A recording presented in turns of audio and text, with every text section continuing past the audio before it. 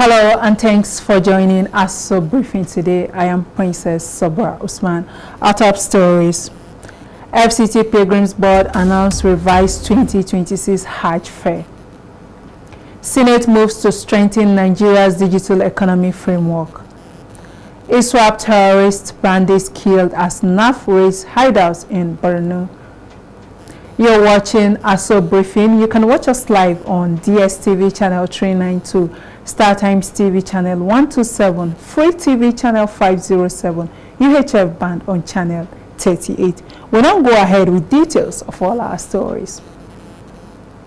FCT Pilgrims Board announced revised 2026 Hajj fare sets pegged. The board has announced December 1st, 2025 as the deadline for intending pilgrims to complete payment for the 2026 Hajj exercise. The board also released the revised Hajj fare as approved by the National Hajj Commission of Nigeria, NAHCON, pegged at 7,696,769 naira 76 kobo only, according to a statement by the board's public relations officer Mohammed Lawal Aliyu. All intending pilgrims are expected to complete their payments before the deadline to secure a seat for the 2026 pilgrimage to Saudi Arabia. He emphasized that payments must be made strictly through bank drafts, noting that no cash transactions will be accepted. Aliyu explained that the deadline will enable the board to compile a comprehensive list of intending pilgrims and remit all funds to NAHCON within the stipulated period. This, he said, will ensure smooth coordination and proper planning ahead of the annual religious exercise. The spokesperson also revealed that the board has commenced negotiations with service providers in Saudi Arabia for the provision of quality feeding arrangements and befitting accommodations in Makkah for FCT pilgrims. He assured that the negotiations align with the board's commitment to deliver improved service to pilgrims in line with the aspirations of present administration to ensure a comfortable and spiritually fulfilling Hajj experience. The Senate Committee on ICT and Cybersecurity has clarified that the proposed Digital Economy and E-Governance Bill 2025 will not override existing laws governing agencies under the Federal Ministry of Communications, Innovation and Digital Economy, including the Nigerian Communications Commission, NCC. Chairman of the committee, Senator Shuaibu Afolabi Ogun Central, gave the assurance during a one-day public hearing on the bill held at the National Assembly in Abuja. He explained that the proposed legislation seeks to establish a comprehensive digital governance framework and promote data sharing, e-documentation and interagency connectivity in compliance with Nigerian Data Protection Act 2023.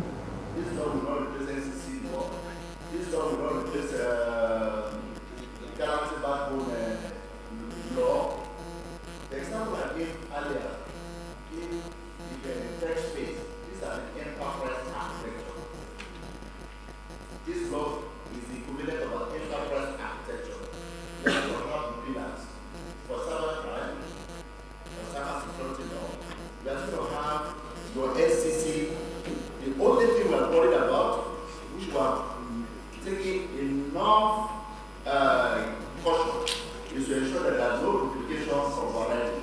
And that's why you see reference in this bill to Data Protection Act. I mentioned something earlier on that somebody said, oh, our data should be localized inside Nigeria. It's not for this bill. What is to simply say? That all our automation processes should or shall now comply with the provisions of Data Protection Act. Rather, try to import data sovereignty into this bill. There's already an act that is in charge of that. We make reference to it too. The Land Use Act is in the Constitution. The Evidence Act. Speaking at the session, the Minister of Communications, Innovations and Digital Economy, Bosun Tijani, described the bill as a pace-setting policy instrument that will redefine governance not only in Nigeria but across Africa. We talk a lot about being the first on the African continent, and people think it's about bragging. As a nation that represents anywhere close to 20%, if not more, of the black nation, or the black people, we do have a responsibility to set the direction for how countries across the African continent will develop. If we're able to allow Nigeria to rise, the rest of Africa will rise. And the leadership we're seeing on display today and over the past month and the last 2 years is an example of how the legislators will work with the executive, with the private sector and civil society to give Nigeria the future that we deserve. Minister of Communications, Innovation and Digital Economy, however, in their submission to the Senate, the head of Civil Service of the Federation raised concerns about several provisions of the bill, urging alignment with public service rules and civil service reform framework. The Senate committee is expected to review all submissions before presenting its final report to the committee for the whole consideration and passage. The Minister of Health and Social Welfare, Dr. Mohammed Ali Pate, has called for the gradual end to Nigeria's dependence on foreign aid in funding its response to HIV/AIDS, tuberculosis, and malaria. He said the country must take greater responsibility for financing its health priorities as donor funding declines after 2 decades of support. This is as the House of Representatives on Monday commenced its investigation into the utilization of the over $1.8 billion and $2.8 billion grants received by Nigeria from the Global Fund and the United States Agency for International Development, USAID, between 2021 and 2025 for the fight against HIV/AIDS, tuberculosis, and malaria, as well as strengthening health system. The minister noted that while donor assistance has saved millions of lives through HIV, TB, and malaria interventions, Nigeria's health spending remains below 15% of the Abuja Declaration target, warning that underfunding threatens sustainability. Every information that you would like to receive, I think we have it and will be provided to you. We also are glad that the EFCC and ICPC are here, and we urge them to also dig deeper so that if there are any issues at the system, that we can collectively remedy them so that the domestic financing that we expect from this engagement will also be used properly.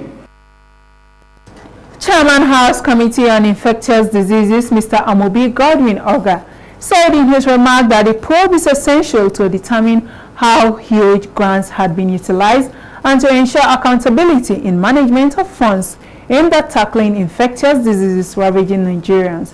He commended Speaker Abbas and the leadership of the House for renaming and expanding the committee's mandate of the House on infectious diseases, reflecting a broader focus on public health threats. We are aware that the grants received from international partners and donors agencies before now form 90% of the country's intervention and investment in the response against these diseases. Henceforth, we cannot continue to receive grants and aids that reduces us as mere spectators while the donors' countries spearhead the management and administration of those grants indirectly. The session was declared open by Speaker Tajuddin Abbas through his representative, Mr. Ibrahim Isiaka, stating that investigation reflects the Parliament's resolve to ensure transparency in health funding. And moving on, the Deputy Speaker of House of Representatives, Benjamin Kalu, has received over 100 defectors from People's Democratic Party, PDP, into the All Progressive Congress, APC, in Abia State. This was during the inauguration of the Renew Hope Partners in Obinwa local government area of Abia State. The Deputy Speaker, in his remarks at the event, commended their decision to join the ruling All Progressive Congress and support President Tinubu's Renew Hope agenda.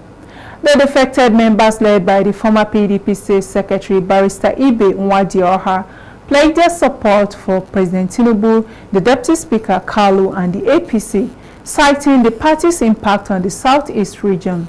APC stakeholders in Obinwa, including a former federal commissioner who represented the Southeast at the National Pension Commission, Dr. Yereye Chine Aim, honored the Deputy Speaker with traditional attire and a machete, symbolizing strength and courage. The gesture, according to a statement by Chief Press Secretary to the Deputy Speaker, Levinus Nwabwogu, highlighted the warm reception of the Deputy Speaker by the people of Obinwa, further underscoring the significance of his visit and the impact of the Renew Hope partners in the local government area. And in a strong demonstration of loyalty and support for the visionary leadership of the chairman of Abaji Area Council, Alhaji Abubakar Umar Abdullahi, the Supervisory Councillor for Health, Abdulkadir Yahaya, has donated brand new motorcycle to the All Progressive Congress Aluma Maji ward. The thoughtful gesture is aimed at enhancing the ongoing AUA campaign activities by easing movement for party members and community mobilizers within the ward. While presenting the motorcycle to the APC ward chairman, Comrade Shagari Pachiwa, Yahaya reaffirmed his total commitment to the AUA vision of inclusive growth and grassroots development, describing the chairman as a leader whose achievements speak across every ward in Abaji Area Council. In appreciation, Comrade Pachiwa thanked Yahaya for his selfless contribution and assured that the motorcycles will be put to effective use to strengthen the APC's campaign machinery and secure AUA's re-election, paving the way for more progress, more projects, and more prosperity for the people of Abaji. Under the leadership of Alhaji Abubakar Umar Abdullahi, unity, empowerment, and development continue to define the new face of Abaji Area Council. And when Aso Briefing returns, EFCC declares former Bayelsa Governor Timipri Silva wanted. Stay with us for details of this and more stories after the break. We were warned about this marriage because we did not listen. The young maiden is dead. Nana, come here. Hi. Why do you speak so freely with a stranger from Ajan? We were just talking about offering Ojigijag a seat on the council. May God be praised. He has 2 wives. So why are you making it look like it is a big deal?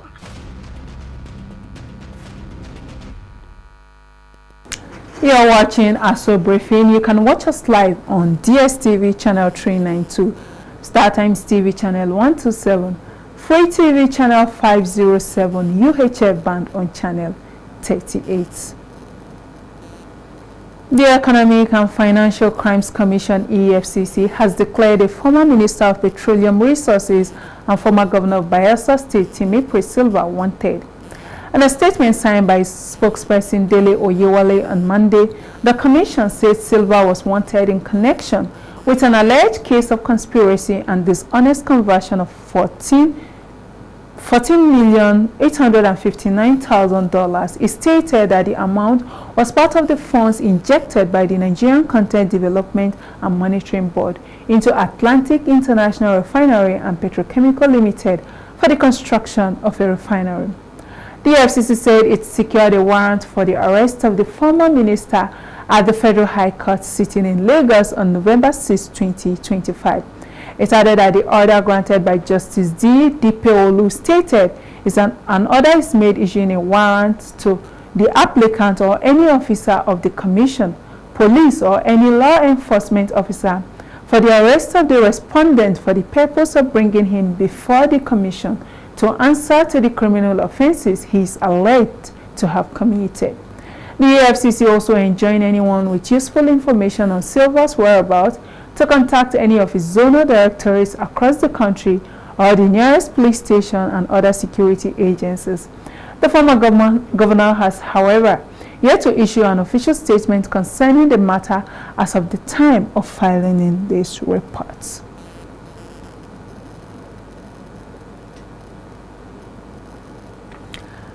Nigeria is stepping up efforts to improve migration governance with the review of its national migration policy aimed at ensuring migration contributes to sustainable development and poverty reduction.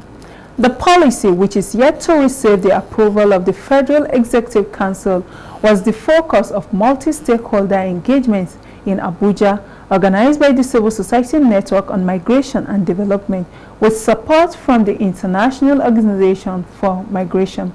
Our correspondent Usman Katu Umar reports. The Abuja engagement brought together representatives from government agencies, civil society and international partners to discuss the revised National Migration Policy 2025 and Nigeria's National Implementation Plan for the Global Compact on Migration. Speaking on behalf of the Minister of Humanitarian Affairs and Poverty Alleviation, Funmilayo Adejorin described the revised document as a strategic framework to make migration safer, orderly and beneficial to national development. She said the revision process was inclusive, involving broad consultations across sectors and levels of government. The International Organization for Migration said the review was necessary to reflect global developments and Nigeria's evolving role in international migration governance. IOM's Policy and Program Officer, Ukamaka Anyanechi, explains that the new policy expands migration discourse beyond the federal level to state and communities. As we all know, migration touches directly upon the core mandate of our ministry. We see its impacts daily on the lives of those displaced by conflicts and climate, on families seeking economic opportunities, and on communities hosting migrants. The revised National Migration Policy 2025 represents our country's strategic and forward-looking framework to manage these complex dynamics. What we tried to achieve, working closely with the Nigerian government, led by the Coordinating Agency on Migration, NCFRMI, is to ensure that Nigeria continues to have a policy document that provides governance direction on issues of migration. National Coordinator of the Civil Society Network on Migration and Development, Dr. Emeka Chris Obiezu, said over 300 organizations under the network will drive awareness on the policy once approved, ensuring it reaches the grassroots for effective implementation. It was observed during the review of the last policy that there's not much awareness on that, and that incurred its effective implementation. And so the goal is that when we handle these issues of setting up a mechanism for dissemination and also strategy for establishing state-level coordination, we will make migration go to the grassroots where the impacts are felt more than ever. And then in a synergy of collaboration, the activities of the grassroots through the state governments will now be able to be mainstreamed into the national, federal level of governance of the migration. Initially, we were supposed to have reviewed it after 5 years, but for reasons beyond our control, we were able to just do that in 2025, and is awaiting FEC approval. Stakeholders agreed that the revised policy, though pending federal approval, represents a crucial step towards a more coordinated and development-focused migration framework for Nigeria. Usman Khatun Umar, Aso Television News.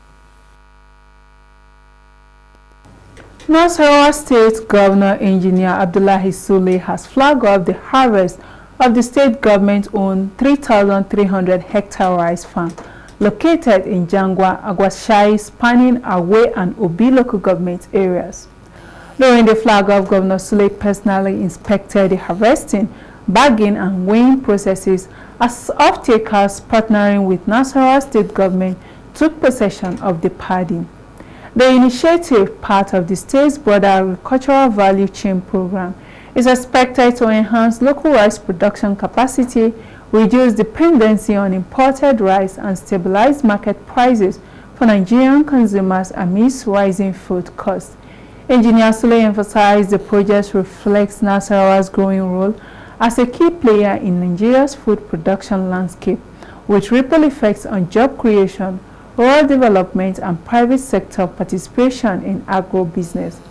Governor Sule was accompanied by his deputy, Dr. Emmanuel Akabe, the secretary to the state government, commissioners, traditional rulers, and other top government functionaries.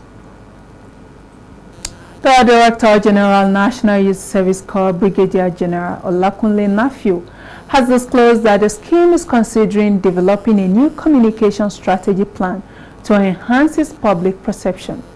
He made this known during the 2025 Combined IPR Protocol FOI and Media Officers Conference with the team Building Capacity of NYSC Public Relations Officers for Strategic Communication and Reputation Management, organized by the scheme in Abuja.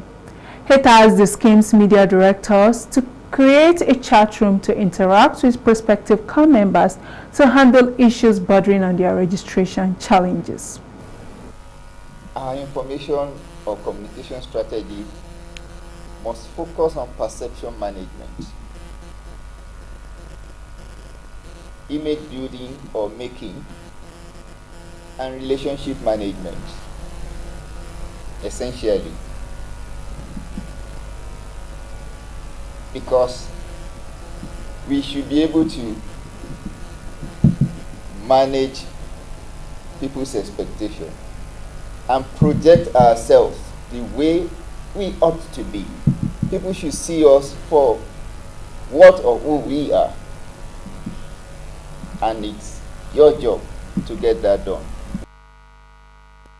The Director of Media NYSC, Mr. Emeka Mbemena, said addressing journalists over the years, the training of PROs has served as invaluable avenues for acquisition of up-to-date knowledge on contemporary issues in the practice of public relations and corporate communications. Our PR officers from all over the country have been for training, and you know as it were, PR officers are the gatekeepers. Reputation management for the institution NYSC. So we're here to chat a new course, which will start during the forthcoming orientation, scheduled for 19th of this month. The two-day workshop team Building Capacity of NYSC Public Relations Officers for Strategic Communications and Reputation Management focuses on communication innovation, institutional branding, and reputation enhancement. Nigerian Air Force says the success of precision operation across Borno, Kwara, Katsina, and the wider Northwest Corridor underscores its renewed tempo following the directives of the Chief of Air Staff, Air Marshal Sunday Aneke. Several members of the Islamic State of West Africa Province, ISWAP, have been killed by the Nigerian Air Force during intensified counter-terrorism and counter-banditry operations nationwide. The incident followed series of precision airstrikes that neutralized the terrorists in Malam Fatori and Shuwaram, Borno State, and destroyed bandit enclaves in Garindandi and Chigogo, Kwara State, as well as Zango Hill in the Kankara local government area of Katsina. According to a statement by Director of Public Relations and Information, Air Commodore Ehimen Ejodame, the coordinated missions executed on 9th November 2025 represented a decisive phase in the ongoing joint operations under Operation Hidden Kai and Operation Fasanyama, aimed at degrading terrorists and criminal networks across Nigeria's northern theater. It also stated that each mission reaffirms its resolve to project smarter and intelligence-driven air power to project purposeful lethality against insurgents and criminals while protecting the lives and properties of citizens towards enhancing national security.